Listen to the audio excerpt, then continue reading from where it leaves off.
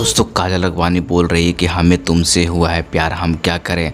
तो हम कहते हैं कि साली गाड़ मरवा ले किसी से।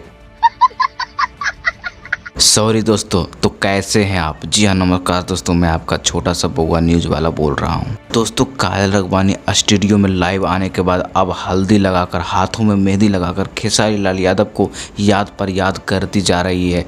जी हाँ दोस्तों, दिनों काजल अगवानी और खेसारी लाल यादव के लिए काफ़ी ज़्यादा ट्रेंड हो गई है, जिससे साफ साफ पता चलता है कि काजल अगवानी खेसारी लाल यादव के लिए बहुत प्यार करती है और हमेशा मिस करती रहती है। और काफ़ी वीडियो और रील्स के जरिए खेसारी लाल यादव के याद पर याद करती रहती है और कई रील्स खेसारी के गाने पर बनाई है, जिससे खेसारी लाल यादव काफ़ी ज़्यादा मुसीबत में पड़ गए हैं। दोस्तों ऐसे में खेसारी लाल यादव को क्या करना चाहिए, अपनी राय कमेंट में ज़रूर दीजिएगा और वीडियो देखने के लिए धन्यवाद।